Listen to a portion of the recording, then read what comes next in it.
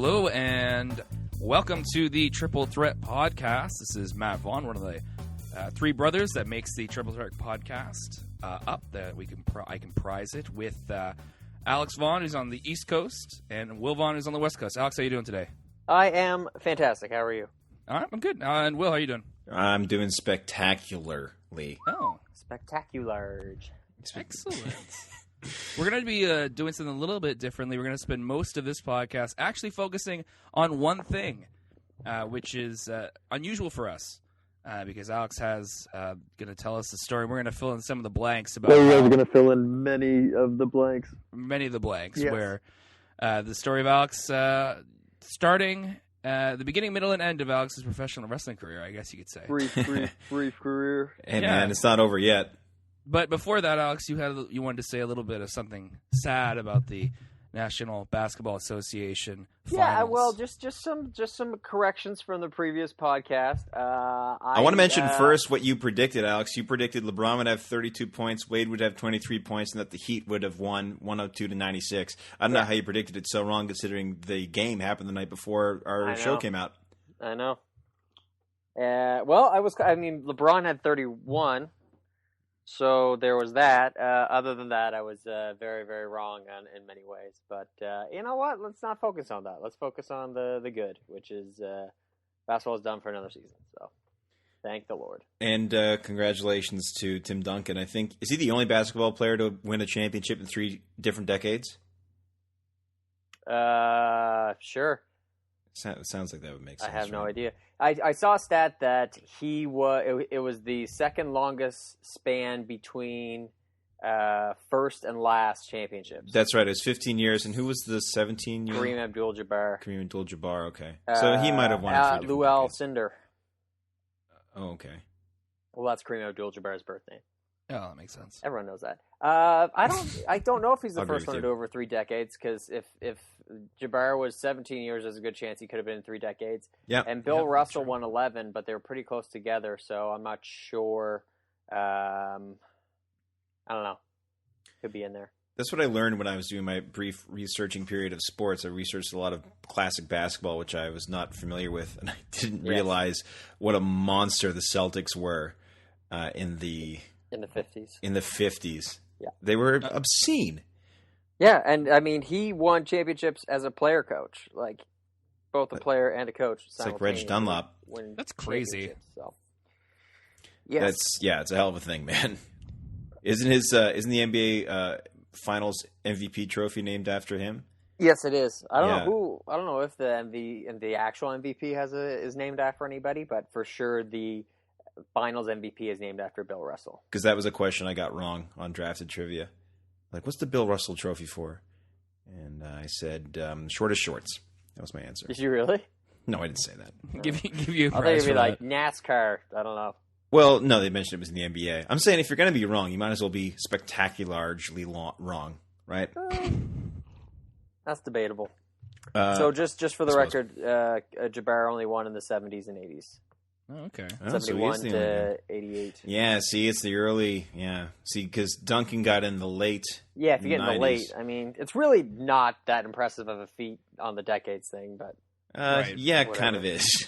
It's just a way of saying that you won a the championship. The years are set up. Yeah, just you are old. And same with Russell, 57. See, his were so close together. Yeah, he won 57 to 69, and he won 11 and he won 11 of them.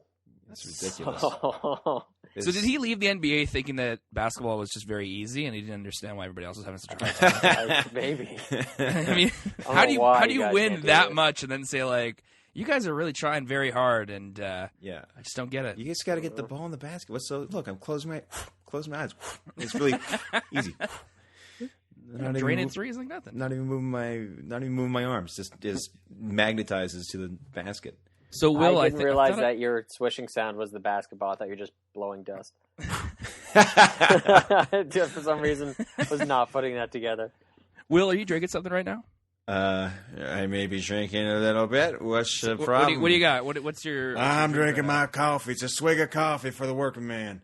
Okay. I have an Arizona iced tea here. That's why I asked. What's with the? I'm gonna call out Arizona iced tea right now because those Ooh, giant 99-cent cans. What's the appeal? I don't get it. Really? Everyone goes crazy for these cheap iced tea cans. I'm not on board.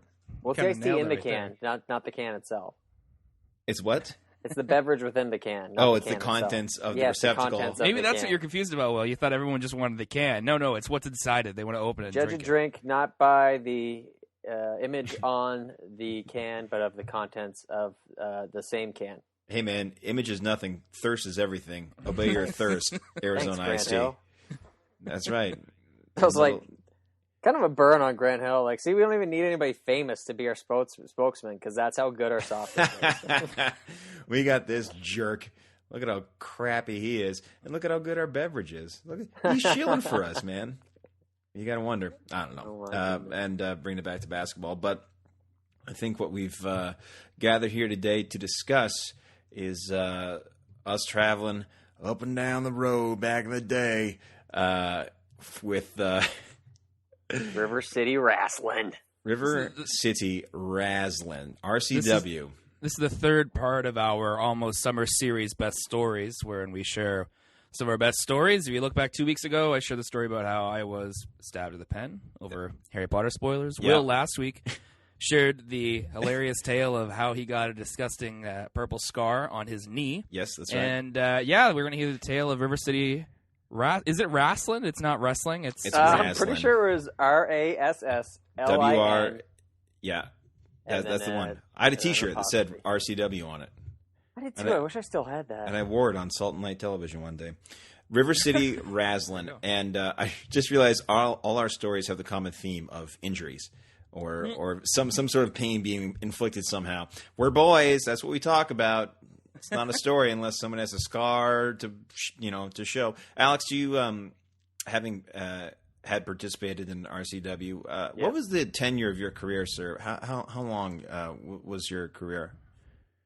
Oh, gee, that's a good question. I don't even know how long it went for. I would say, I don't know, what would you guys say, like 6 to 8 months? Something like that. It was Somewhere along that line. So wasn't How 3 many decades. How many shows did you do? Yeah, it wasn't 3.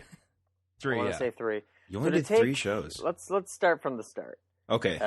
Good spot. Which is every little boy and girl has dreams that they want to accomplish in life. Some more likely than others. I didn't even want to do it when I was a little boy, even though I watched a ton of professional wrestling from a young age. But the age 16, 17, 18, I was pretty positive I wanted to be a professional wrestler. And so I figured the way to do that is to actually do it. So I had a group of friends, probably 6, 7, 8, 9, 10 friends who were all into wrestling, and 3 or 4 of those who specifically wanted to actually try the I was gonna say sport, but you know what I mean, to actually get in the ring and see what happened. So we had fooled around and backyard wrestling and disobeying all the warnings that say don't try this at home. We did that constantly. When any new move came out with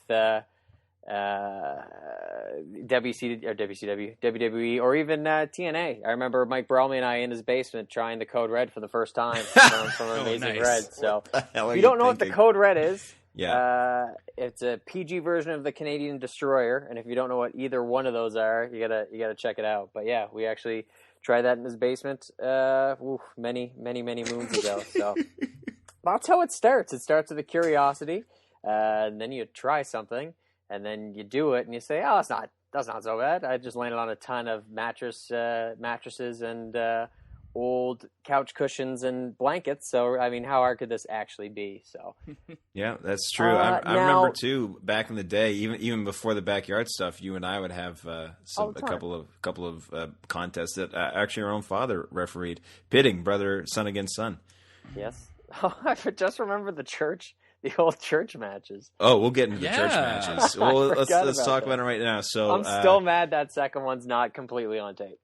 because that's what makes it so good in our heads now. Is Oh, because I guarantee It's a it's loss. the worst thing you've ever seen in your life. But at look, the time, the first it was like, one, I have the first one on VHS still, And if I find a way to rip it from a VCR, ladies and gentlemen, please help out the Triple Threat Podcast and expose Alex and I and Brad the YM on Twitter at Brad the YM.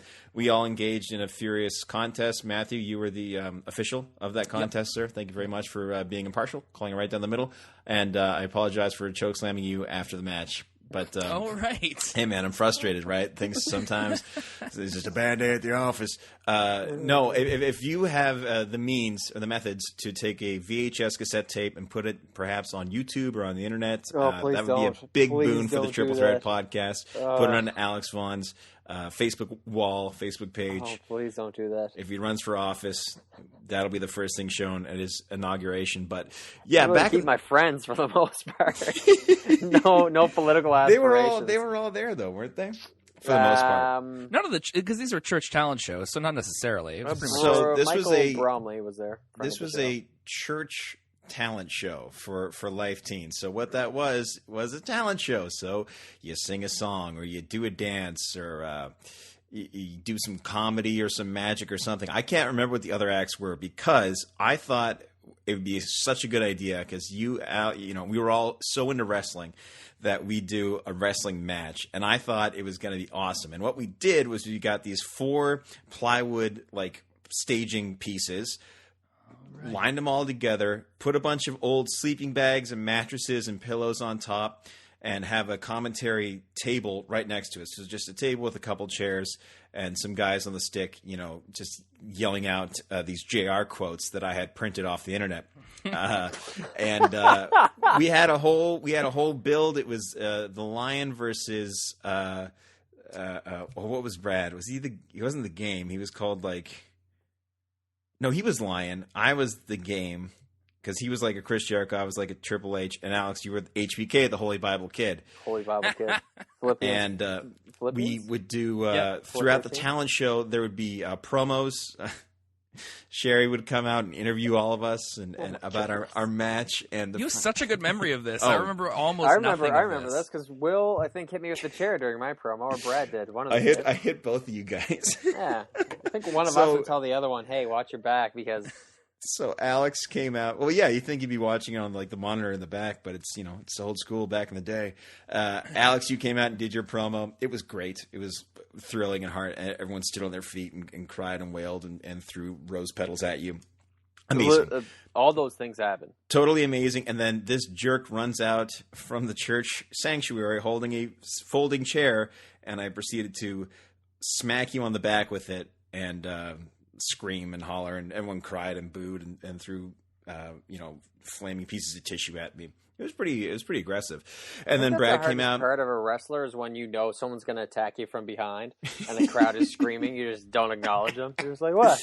Well, I don't understand. Yeah. Why are you guys so concerned right now? I'm fine. That's trying desperately not to flinch. Classic wrestler. I hit Brad on the back, and the chair broke. The padding came off, so I held up both pieces of the chair. Yep. And then I came out and did my promo, which was great. I mean, Oscar worthy. I mean, I've been robbed, quite frankly, not having been awarded for that. But I remember John Stevens yelled, he's like, what, no one's going to get him with a chair? And no one did. Because faces don't hit heels. Only heels hit faces. And then we did the match. My friend Chris made a slideshow on like PowerPoint with all our names on it, and we came out to like our music. Alex, what music did you come out to? Do you remember? Was it Shawn Michaels music? No. I know I came out to Triple H's music, and Brad came out to Jericho's music. That's a good question. What music did I come out to? Because we had WWE the music or anthology or something, so we had all the theme songs. Just probably like Lita's music. I don't know. Like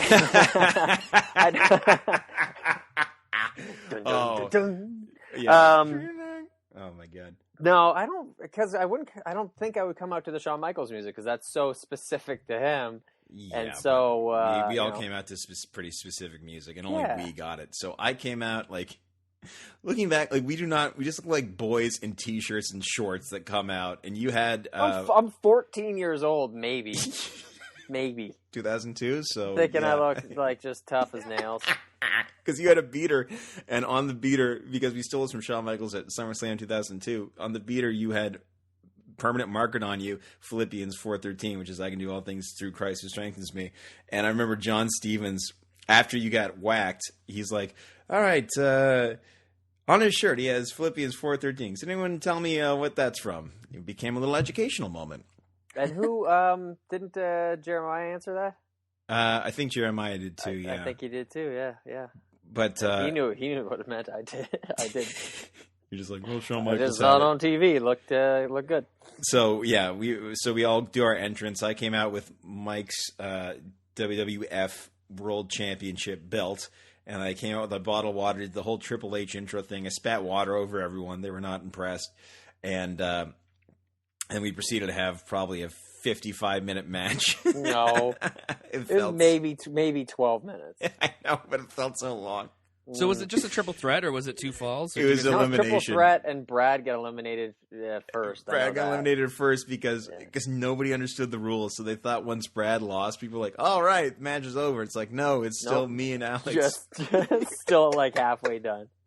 And Alex which would have been fine if they didn't turn up the lights and everyone left in the middle of the match. That was a little much. Was still I had to kick everybody back into their seats. But Alex, you won that match on the astounding 5-star frog splash from the commentators table. Probably the worst thing ever. It was extreme. Everybody got up and they chanted HBK, and they're going nuts, man. They carried you out on your shoulders that night. You did win the title. They carried me out sir. on my shoulders. Yeah. On your shoulders, you did a handstand on top of everybody. And well, they carried you out. I was a little twisted from the match. We thought that was such a good idea, and we had such a good time doing that match. I was in pain for a week after because I was not in shape at all at the time. And I was absolutely fine. You were fine, yeah. You were young and resilient and athletic, and I was just a fat university student who thought he could carry off a match. But yeah, the week after that, I hurt all over. But I forgot about it a year later, and we did another match, and this time I think you were still HBK, but I became like Lion or Jericho or something. So I want to do more of a Chris Jericho thing, and we made it a street fight because I wore jeans with volleyball knee pads. I think your volleyball knee pads over top. Yep, my volleyball knee because I was in grade 9 volleyball. And what's that story, Alex? Grade 9 volleyball. Hit us with that one. Well, it's funny because I didn't grade 9. Such a good year. I played volleyball, basketball, and soccer. And just played. I had the biggest block of my life though. One tournament, I will say that much.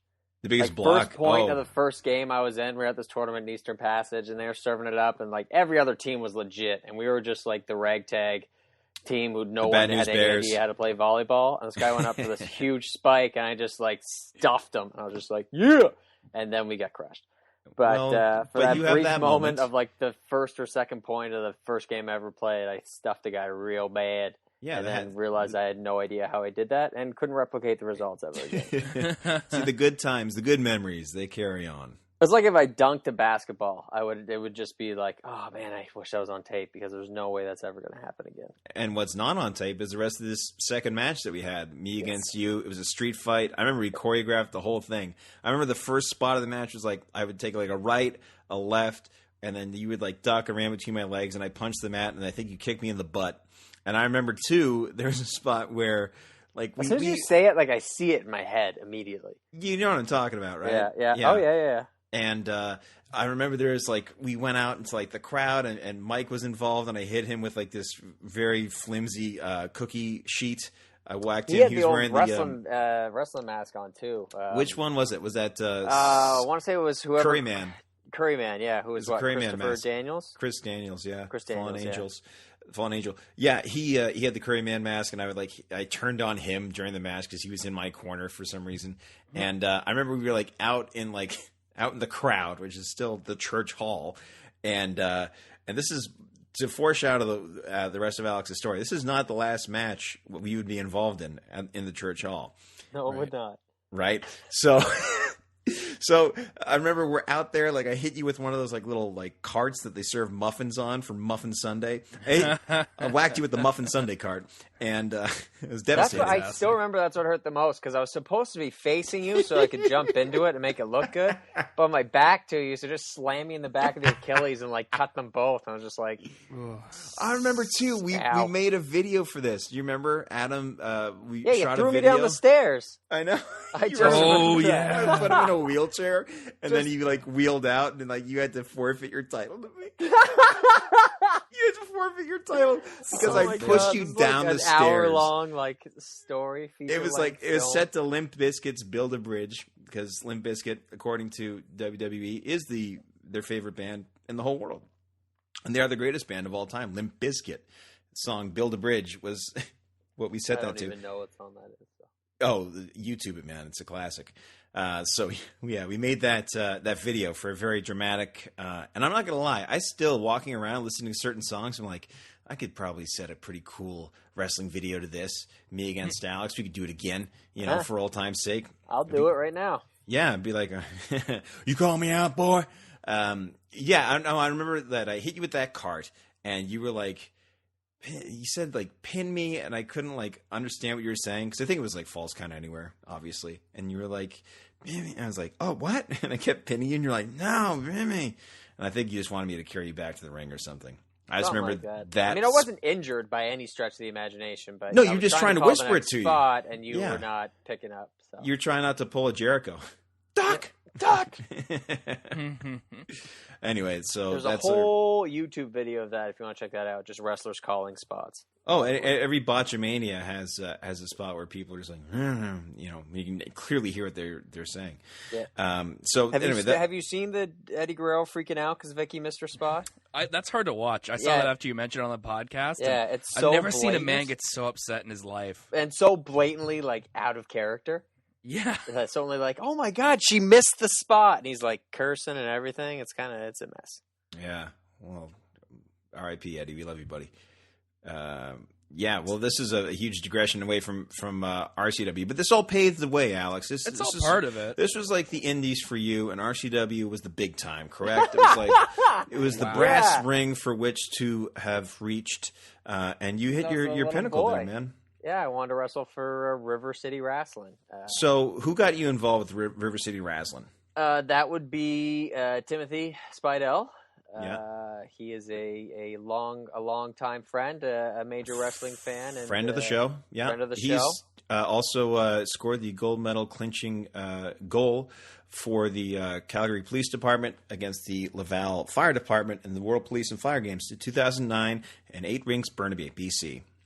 Tim Speidel, by a long shot, the best natural athlete I know. He's unreal. He's done crashed ice the last 2 years in a row because he's such a fast skater. He wins the Calgary time trials and qualifies for kind of the big event wherever that is. This year's in Quebec City. So.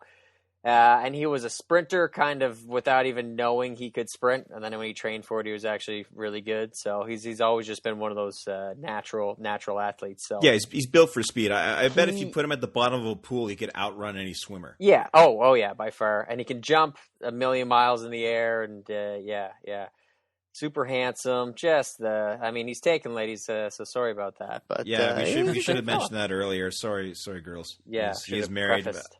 I was at that ceremony. I've been there for all of Timmy's milestones. Really, I was also there for his ceremony. I was there when he won the backyard wrestling title for the 26th time because it was his. Is his thing. Anyway, so Timmy got you involved in RCW. And it's kind of mucky for me how he became involved. I believe just going to the gym at St. Mary's, which is a university in Halifax. He was. Would that be the Tower? Well, at the time, yes. No longer the Tower. Now it's just called Smewfit. But yeah, at the time it was called the Tower. And he was a sprinter at Smew, so he's on the track and field squad. And met a guy by the name of J. Murph. J. Murph, yeah. I just know him as Murph, so I couldn't even tell you what his first name was. But Jay. So Jay, being from living in Halifax, was I guess what you'd call an independent wrestling promoter. He kind of had his own wrestling organization, that he kind of did shows in rural Nova Scotia every month or couple months. So I Tim mean, this got guy, involved in that. comparatively speaking, to what we were used to, mattresses and plywood, staging. This guy had a ring. Yes. Made from, by the way, the heaviest damn material known to mankind. Yeah, it's about as heavy as one of Matt's couches, I would say. Because, Matt, what's with your couches? They were old hide-a-beds, and then they just filled them with wood? Yeah, at least the one couch that I do have was the heaviest thing on planet Earth. No, it's not. It wasn't a hide-a-bed. I forget. I think they replaced the springs that were in it. It has a density and they of a filled dying it with sun. wood. Yeah, it was. Yeah, I'm looking at it right now. It's on Kijiji, folks. If you want a couch that's sturdy but very heavy, if you want the farts of Matt Vaughn trapped in your couch, you need to go to Kijiji.com. Kijiji friends the show. I don't know why they call it a hide-a-bed instead of a found-a-bed. I think found-a-bed's more... It's not called a hit-a-bed. A hit-a-bed. No, you found a bed. So why did Murph do it's a shows hidden in bed. rural Nova Scotia? Why did he not just kind of do them in the, at the time, Halifax Regional Municipality? Why the rural stuff? Do you guys know? Oh, I was going to say, well, do you have an answer to that? Because I have no idea. He may have been from That's there. where he's from, yeah. Yeah. That's where he's from. He's from, I think I went to his mom's house before. I think he's from Truro, and they would do the shows in, Economy and Debert. Debert, right. Economy, Nova Scotia. Home of the Clam Dome. Yep. Population, half a person, I think. I think there's a guy missing a leg there somewhere. According to Wikipedia, 1,111. So there's a wiki. No, there's no way it's 11111. Sounds like the kind of combination an idiot would have in his luggage. 1111. What about? So we used to go to Debert, and Debert I described as a military base with the Tim Hortons, and then Economy was very accurate. It was kind of the same thing, but without the Tim Hortons. It had pretty much nothing there. It had a corner store, and that was about it. It was ironically named because it had no economy. Yes, tragically named, really. Yeah, absolutely. So that's where we ended up. So Timmy gets you knows Jay Tim from gets involved school first. Yeah, Timmy, knowing Murph from school. So he did an event in Debert against it was Slick Delicious against Vanilla Shake. And I believe that was my commentating debut, wasn't it? I don't remember. No, you know what? I think Timmy did one show. He did one. I think we just all went up and watched. Okay, so you did one. We all went up and watched. None of us really knew what it was, and I could be wrong. So I think you know what? I think the first show I commentated, you interfered on his behalf. Is that correct? No, you're getting me confused with Corey Pike. Oh. Sorry, you guys look so much alike. Yeah. No, Corey somehow. See, we can piece this story together between all of us. I think this might be another Smew connection. Like Tim sort of knew Pike from school, and Murph knew him, and Pike's got a good build, and he was a wrestling fan, so he wanted to be a part of it. And after running interference in Tim's first ever match, he was never heard from again. He retired. He retired. He retired on top. Never did anything else cut out for the biz. after that. Never even had a name or anything. So we'll say that of the matches we saw that night, Tim put on the best one. Slick Delicious against Vanilla Shake. Pretty sure he was the curtain jerker, and so with Tim being involved, he knew I. Do you want to explain what a curtain jerker is?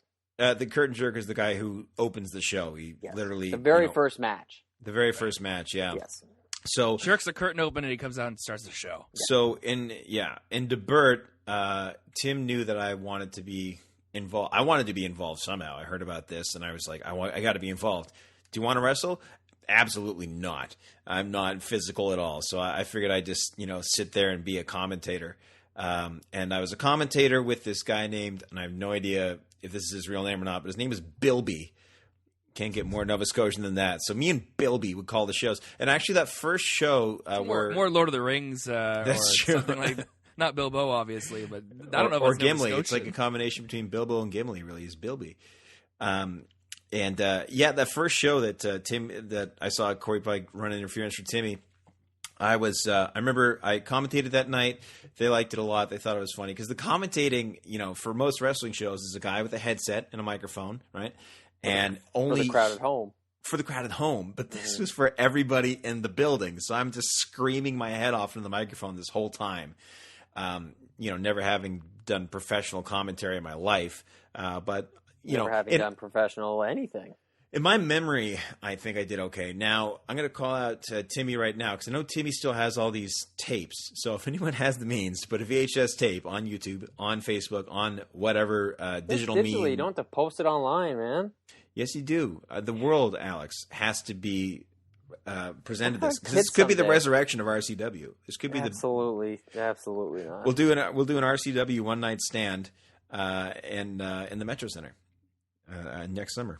I'm calling it right now. So concerned. In front of tens of people. Tens of maybe ones of people. Tens of parents. Yeah. Well, same audience that listens to this show. I'm just kidding, folks. We love you. But I remember I did commentating on that show, and they gave me an envelope with money in it that said "Bill me on it." Jay gave me that. He was like, "Here's your pay, man." I was like, "Oh, I got a piece of the gate." It was great. And then I lost it. I went home, I think, with Corey Pike, and I thought I lost it. Somebody must have stolen it from me. I don't know, but I remember I lost it in the car on the way home, and I wanted to buy a sandwich at Tim Hortons, but I couldn't. Well, I don't know if you got paid that much, did you? It was like maybe $20, I think. I think I maybe saw the outline. You would have done it for free. I would have done it for free. That's right, but it was nice. In fact, if you're like me, the first time I wrestled, I thought I was doing it for free until I got like $20. Well, Jericho got paid for a match with a hot dog and an orange juice. So. Which is, at a kid's birthday party, which is $20 a working man's salaries for a week. For a week. According to the Canadian Heritage Moment about some opera singing lady. Yeah, who is French. In Montreal. So that was my first RCW show. So when did you join, Alex? Because I know I ended up commentating. I don't realize how bad I am at remembering stories until you tell a story. And it's so vividly filled with detail. And I'm like, I was in a car, then I was in a ring, then I was in a car again, then I was home. Like that's as far as it goes. So I don't remember the year, the month. I remember where it was, the Economy Clam Dome, which is past the Burt. It's about 2 hours outside of Halifax. And Tim and I formed a tag team.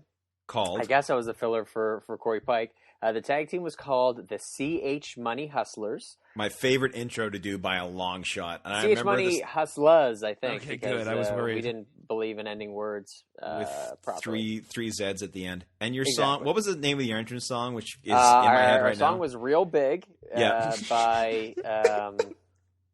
it's a good song. House Real Manny Big, Fresh. Belly Real Big. Manny Fresh, yeah. King House of the Real Hood, Big, Everything Wood. And Alex, what was your name on the? What was your wrestling name? And Hotmail email address for a long period of time was Stack Money. And you're the only Stack one was to your own first that. name. My first name was Stack, and Yeah. my last name was Money. But your family name was Money. I had absolutely no input on anything, the name of the tag team or myself. So it was Slick Delicious. Pretty good name, and then Stack Money, the worst name in the history of professional wrestling. Stack Money's. That's amazing because it's just an action. So your name is an action. Like that's a thing you do when you rob a bank. Sorry to come back to that, but you rob a bank, you stack money. So this is also some of the names that came out of the gentleman who invented this company.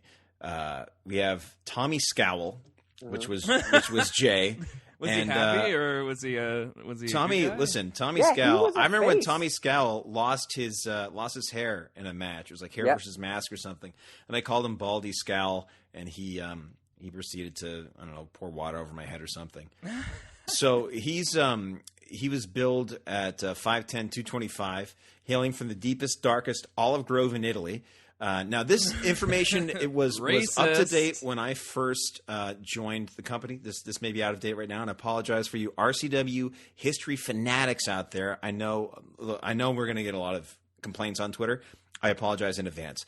Mr. Tommy Scowl was the 3-time RCW champion, a 1-time tag team champion, a 1-time hardcore champion, and the current FEWA, which is Figure 8 Wrestling Association champ. What is that? He claims to, I do not know, he claims to have defeated 24 opponents in 3 months, and he's the dirtiest wrestler ever on planet Earth. That's literally what it says. He faced Jimmy the Bull and Sweet Kid in the best hardcore match in history at the Clam Dome, and he lost his memory after being hospitalized after the last show. This is all true, folks. Well, good thing there's an exhaustive bio for a guy who just lost his memory. This is a shoot. I can't remember anything. Well, we have it right here. You're the figure 8 wrestling champion. You might have to remember what his finisher was the Tommy Bomb, which is a pump handle slam, and also the Spicy Italian, where he would rub his armpit in his opponent's face. That's awesome. That's actually pretty great. There's also who else we have? Jimmy the Bull. We also have Craig Gaines. Sweet Kid Phineas. Sweet Kid Phineas was one of my favorites. Let the chips fall where they may. Yeah. Sweet Kid Phineas is a former 2-time tag champ. He and the Superstar captured the titles from the 5 Rockers at Christmas Chaos. He was injured last month in a tombstone in a truck, and it says Bilby only for some reason. So I guess Bilby would have to recount that story, having not been there. What else? He gained the Hardcore Champion at May Massacre at the Clam Dome and defended it at the Burt, defeating Jimmy the Bull and the Reformed RBGs, which I think is Real Bad Guys. And he's trained by none other than Ivan Boyd himself. I have no idea who that is. Who else? Cuckoo Kaloo. There's just all these. So when I was joining up to be a commentator, Jay sent me all these documents. Of all these documentaries on these wrestlers, and pardon me, very interesting stuff. Now I don't have who was your big. It was Vanilla Shake and who was it? The Homeboys. Oh my goodness! Up until you asked me that, R Smooth? No. Be Rude. Be Rude. Be Rude. Yeah. So close. Brian Rude. The Homeboys. The Homeboys. Yep. Combined weight of 360 pounds, hailing straight out of Hubtown. They showed the RCW community they meant business when they swept the infamous RBGs in a series of matches. They're high flyers. B. Rude's a tactical master, sneaky and fast. 4th match as a tag team. Wouldn't know it by their gracefulness. And by the way, there is spelled There. And Shake breaks all the rules of gravity. B. Rude's finisher is the Rude Awakening, which is kind of only one rule of gravity.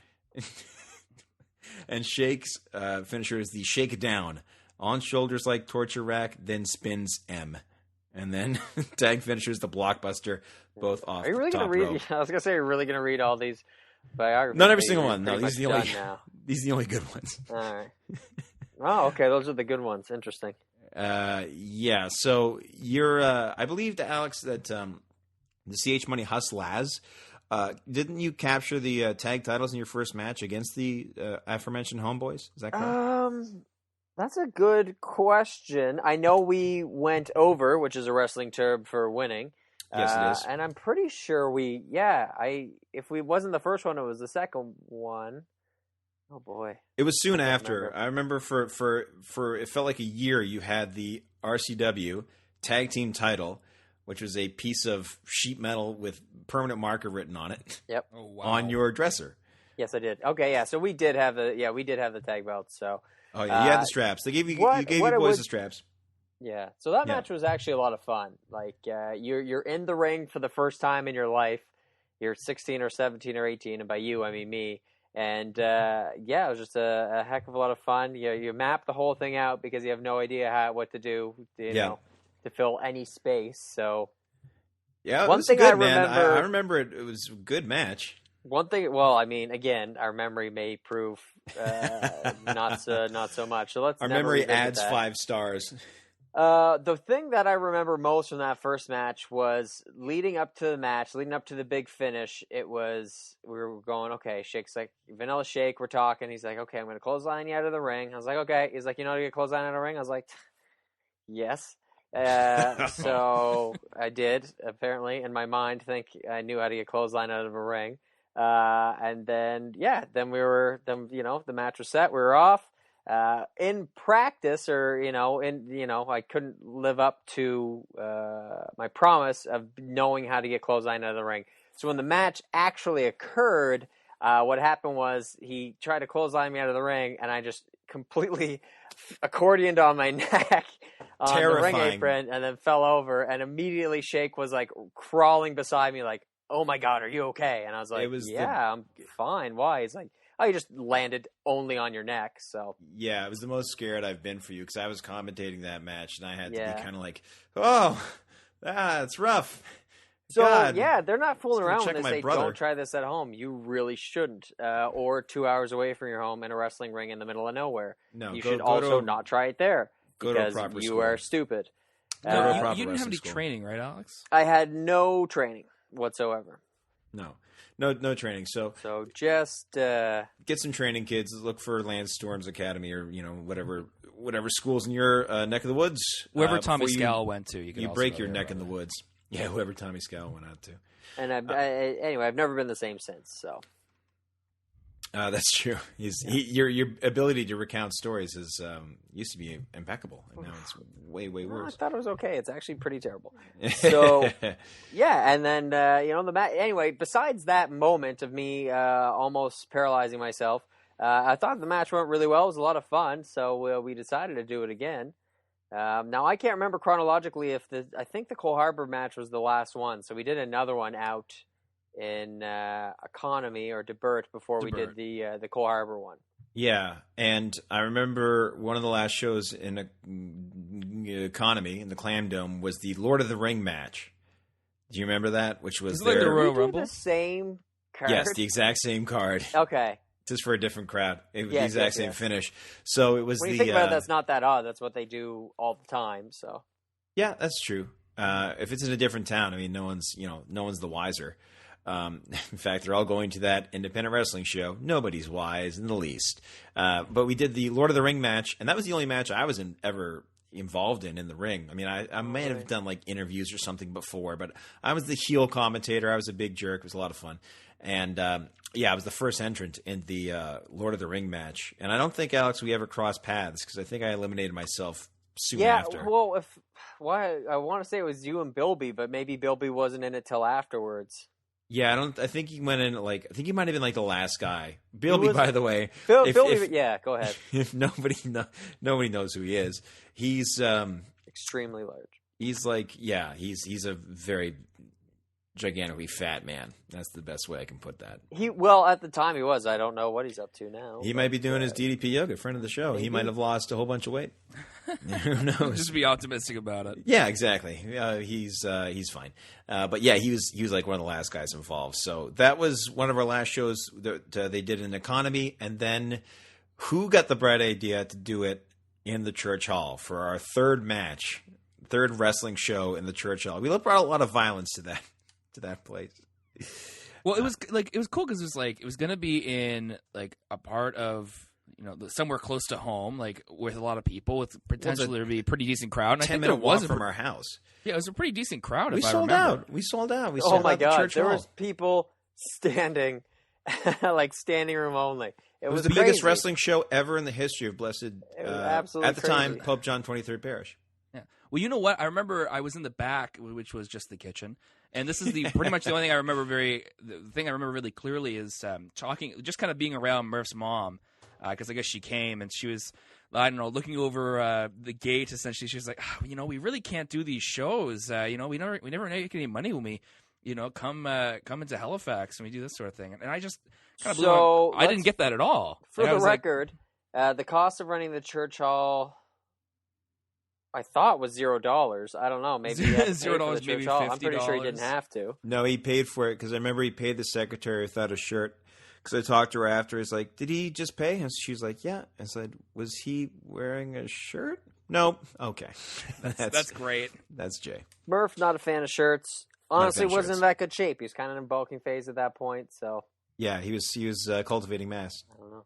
Well, the issue with the difference with the Cole Harbour card versus the economy card was we were fighting Be Rude and Vanilla Shake in economy, but when it came, or maybe I'm mistaken, but when it came to wrestling in Cole Harbour, who we ended up wrestling was Naz and Berardi and Mike Holstead in masks, I think. No, didn't you fight those? Didn't you wrestle those indie guys? Well, here's something I remember better than you. So hold on a minute. So apologies. Yeah, so the card set, we're fighting, wrestling our friends. What we wanted to do was wrestle Shake and Be Rude, only because we had done it before and we knew we could tear the house down. But this match was more of a quick squash match, which, if you're having it in Cole Harbour, and there's two guys there, or a couple guys there from Cole Harbour on the card, it would make sense to have them kind of headline, but nowhere near that. So yeah, it wasn't really a show for the hometown guys, I guess. No, it wasn't. Except we made our presence felt. Oh, absolutely. Oh, you went bananas when Tim and I came out. Bananas. I told you, it's my favorite intro to do, and I go crazy every single time. So these indie guys were managed by this dude who I know his biggest accomplishment was almost getting in for an interview at TNA. That was his biggest accomplishment. And he always called me Cornette, because he said I reminded him of a young Jim Cornette, which was, to this day, the greatest thing anyone's ever said to me in my entire life. That's very nice of him. Mm-hmm. So his claim to fame, he almost got hired by TNA, or he almost had an interview for TNA. And I remember it was his team against you guys, right? And so what happened? Let me tell this part. So from my perspective, Tim and I are wrestling against our friends Naz and Mike Holstead, and then we're wrestling in the Lord of the Ring match. What happens is we win the match against Mike and Naz pretty handily, and then all of a sudden these independent guys who had been kind of training us prior to were all of a sudden coming out and getting in the ring. So Tim and I have no idea this is going to happen. No clue. Yeah. We've only ever wrestled our friends in completely 98.9% rehearsed matches. Yeah. So all of a sudden, these guys who had been wrestling for one guy had probably been wrestling for 15 years. He was like 40-something. And one guy was a little younger. I want to say his name was Cameron or Cam or something like that. Oh, yeah, I think and he had been wrestling for a couple years, but they were both, road wrestlers, so kind of professional. I mean, well, they were the only guys with proper gear. Yes, exactly. They were in their underpants and oiled up. Actual shorts and actual shoes on is what we wore. So they came out and we had an impromptu match against him. The first time we had to completely call and wrestle and finish the match with them. They were testing you. They were testing you, man. They were testing us, yeah. And we took it well. I was told they were going to get disqualified by keeping a chokehold on too long. What ended up happening is the 40-year-old guy hit me in the head with the ring bell. And that's what got them the disqualification, which I really wasn't ready for. But and you're like 16. Yeah, that kind of caught me by surprise. But that was a lot of fun, and I thought we handled it well. In reality, it probably looked absolutely terrible. But if anyone has that tape, please put it on YouTube or on Facebook, social media the heck out of that thing. And then that night I bled from the chest from chops, so that was fun too. Wow. Yeah, you got to pay your dues back in the day, son. Yeah, I mean, you think it is fake, and it's fake in the fact that it's not a real competition, but that ish hurts all over the next day. It is kind of a real competition, but the competition isn't who can win the match. It's who can put on the best. You can lose the match the best. You know what I mean? If you lose well, then you'll do well. Eventually you'll start winning, but it's all about who puts on the best show. And man, I remember that church show so well. That was such a fun night. It was incredibly fun. It was some of the most fun I've ever had. I don't know if I should say this. I drank because I thought this would be a good idea for my throat. P.S. folks, not trained at this point at all in commentating or commentary or broadcasting of any kind. I just like to talk a lot, if you couldn't tell. But still not, to the show. Yes. Yeah. I drank a liter of chocolate milk during the show to make sure I didn't lose my voice. No, that's a good idea. And halfway, one of the worst things you could have done. Alex, halfway through your match, I had to go. Which was not a long match. Reason for leaving was, I'm disgusted by this. I got to go. And I left to run to the bathroom. So bad. Yeah. Oh, my God. It wasn't that. What? Let's just say I don't drink dairy to this day for that very reason. That better not be true. It's 100% true. You don't drink dairy? No, almond milk, bro. But haven't since that day? Well, I have a lot since that day, but I don't anymore. I think I'm slightly extremely lactose. So you almost crouched your pants. Okay. I thought you had to pee because it was a liter. I'm just thinking of flatter. No, dude. It was a bad situation. And I had to compete later that night. You're so lucky it wasn't the hall wasn't set up the way it is now, where the bathrooms are in the hall. No, I ran to the bathroom in the sacristy. Oh my my god! Because I was a reader at the time, I could get away with it. I had, No, that's the best. That's the best bathroom in that church. Oh, it's the best. Yeah. Yep. For sure. Thank Absolutely. the Lord, no one heard that. Absolutely. So that Literally. was a lot of fun, and then almost ending before we really got into it. I think Tim and Murph had a fallen out of some sort that I was not privy to. I don't know what happened. Well, do you? I have no idea. I know. Yeah. I think I commentated on like some shows after that, like by myself. I think Murph would like pick me, or I went over to Halifax and Murph would pick me up from there or something. And I remember like one day I drove over with him. I like hung out with him the whole day. He drove me back to Halifax to where he lived, and he gave me like, I think it was like $100. And he's like, "Here's $100. Like, take a cab." You know, he kept trying to get a cab that would take me back to Dartmouth. Because as anyone knows, a cab from Halifax to Dartmouth is about $8,000, I think. $40. It costs way too much, way too expletive much. But Murph covered my cab for that, so he was really nice. I mean, the dude was always nice to me. Bros before bros, Will. I mean, that's not really important if he was nice to you. Bros before other bros. Yeah, but he wasn't mean to you. He was just you guys are okay. Well, yeah. I mean, I have nothing to say to ill of him, but I don't really know what happened between him and Tim. So yeah. Who knows? Could be some whatever. You know, it is what it is. Was what it was, son. But what's the story with RCW now? Is it just gone? Oh, it's gone. I think yeah, RCW he's in was like gone he's gone to after. Asia. He's DJ. He DJs under DJ Neckbrace. You guys can look him up on Facebook. Are you kidding me? None of these things surprise me. This makes a lot of sense. I'm not for the kidding. I guy was just know. looking up his Facebook profile. Now, what did he do with the ring? Because he still had a pretty, acceptable wrestling ring. It wasn't really. The top rope was too high and the bottom rope was too low, and it was stiffer than a concrete floor. He probably just sold it off at all. It was just the ring you remember. Well, I'll tell you. Yeah. Okay. That's Do you remember that Troy was involved for a little bit? Yeah. He was Vincenzo Spinelli. He was on. I forgot to mention he was on the Cole Harbor card. What is the obsession with Italian people? Well, Murph is a very Italian name, as we all know. Yeah, Murpharelli, right? Murpharelli. Murphazetti.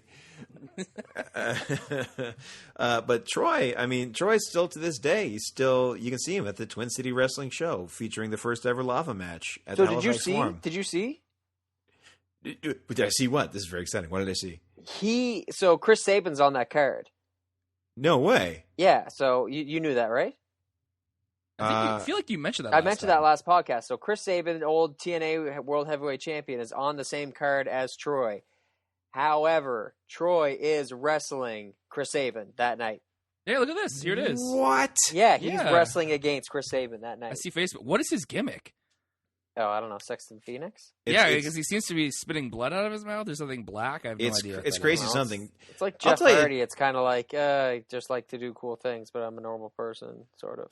Troy's carved out quite a niche for himself. He's the last surviving member, kind of that class of wrestling. I don't want to say wannabes. Yeah, wrestling wannabes, because we wanted to be, and now we're not. But hey, if I, I'll tell you Dream's what. still alive here. And Mom just cringed, but yeah. That's not true at all. But they're not enjoying their dinner tonight. No, sure, yeah, she probably, yeah. Yeah, enjoy Maybe the meatloaf. No, I'll tell you what. If I had been, let's say, hypothetically, if I had gotten anywhere in Gillette drafted, and I was able to work for like the Sportsnet 360 or the Score, and I was able to do something like Jackie does right now with the Aftermath Roundtable. Renee Young did that for the longest time, and now she works for the company. Yeah, like that's pretty cool. Even though she's just an interviewer. I mean, that's all I'd want to be. But if that were to happen, I would work for the company in a heartbeat. But that's just me. In the clouds, feet in the ground, just spitballing here. But that was us back in the day, man. Matt, were you involved in any way? You an official? At this point, this is 2002, 2003, so I'm pretty young. I went to all the shows. I went to Economy, went to DeBird, I went to the Cole Harbor show. But obviously, it would be really silly for me to be a referee for a bunch of grown men because I was 13, 14. Or yeah, but 15. What's that kid's name? He was a referee. I think he still does it too. can't remember. I think it was Brian. Brian. The only people I know who remember are still wrestling are Chris Cook and Troy. and XXL Vanilla Shake. Oh, Vanilla Shake. Yeah, actually, he was on the card we saw not too long ago. Yeah, there you go. Or I saw. I say we, but you guys were not a part of that. It's still alive and well. Well, some people live the dream or enjoy it for whatever reason. So it's certainly not living. enjoy it for whatever reason. Yeah, that's true. That is true. Well, independent wrestling, especially in this area, is not something you can do for. No, I mean Timmy did a little bit of indie stuff in Calgary. Did he not? That is correct. He didn't. Oh, I thought he did. I thought he was training or something. Training only, maybe for a day or two, and we went to an indie show. But I don't believe he did any matches or anything out there. There's a very fun promotion out here they do called ECCW, and I saw one show of theirs at the Russian Cultural Center. It was for the Pacific Cup, and it was a lot of fun. What's his name? Davey Edwards. It was at that show, and look up Davey Edwards. He's quite the talented little. And I do mean little. One he's a short show guy. I saw with Tim in Indie Calgary guy. was an independent wrestling show, and that was. Oh, I can't remember his name in the promotion, but it was Jinder Mahal's last show in Calgary before he went to WWE. Oh, cool! And now he's wrestled his last show for WWE also. Yes, he was released from WWE. So He was, yeah. Now it's just a one-man band. Yes, now it's just Heath Slater. So Ain't that some ish? Gosh, Alex, well, it was your story, but we couldn't help but, helping you out with that. Yeah, I mean, I did. Either I blocked it from my memory, or you just have a much better one than I do. So I look back on it very nostalgically. Of course, hindsight is 20/20. Maybe it's like 50/20 in this case, but I had a lot of fun doing it. It looks so much better in our. Like, I actually don't want to revisit it because I'm like, no, it's perfect just the way it is. Because I don't ever want to see anything else. Totally fair. Yeah. Oh, hell, son. That's good. Anything else to add? Closing statements in the RCW history. If you have a dream, try it out. At least try it, right? Jim Carrey said you can fail at what you don't want, so you might as well try. That might have been a he said his dad lost his job as a oh man. Ladies and gentlemen, watch the Jim Carrey inauguration speech for whatever class. I only heard this secondhand, so he talked about his dad had a job and he lost his job, when Jim was like 15, and it wasn't the job his dad wanted; it was the job he had to do to feed his family. And Jim's kind of like, look, you can fail at what you don't want, so you might as well try for what you do want. So try it out, kids. I mean, of course, do or do not. There is no try, but you know what I mean. Give it a shot. You got a crazy dream? Go for it. If you want it bad enough, you'll get it. If you don't, something else will find its way to you. I'm still that idiot out here trying to be a professional actor. And look at me now, podcasting, talking about wrestling back in the day. Reliving the olden days. And chocolate milk. Oh! Speaking of, we should wrap this up pretty quick.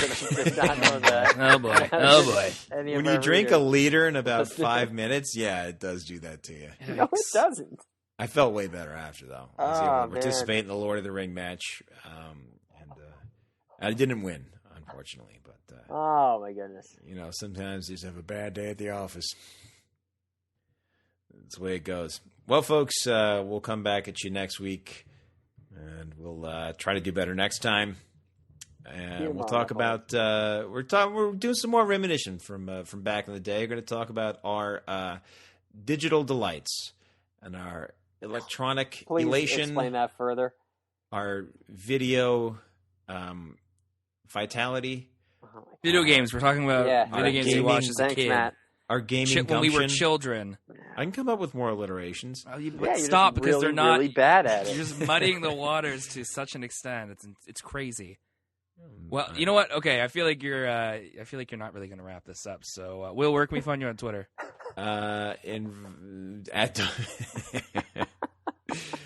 Twitter, where I only get 140 characters per tweet, but I have about 7,000 of them. It's at William C. Vaughn. Wow, you really took your time there. Alex, what about you? At Evaunix, EVAUGHANICS. Perfect. And this is Matt Vaughn. I'm MP Vaughn on Twitter. And Alex, actually, I just real quick before we go, I saw you've been tweeting a lot more recently. Is that because you keep saying your Twitter handle, or what's going on there? Have I been tweeting more recently? And maybe because of the World Cup. I don't know. Yeah, what an event that is, huh? All those games, the games that are currently going on wherever you are. Yeah, there are games going on. Teams are playing other teams. Balls are being kicked and saved and thrown in. Cards, different colors, yellows and reds, mostly. Yeah.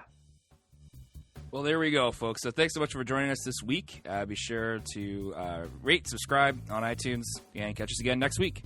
Woo! Bye.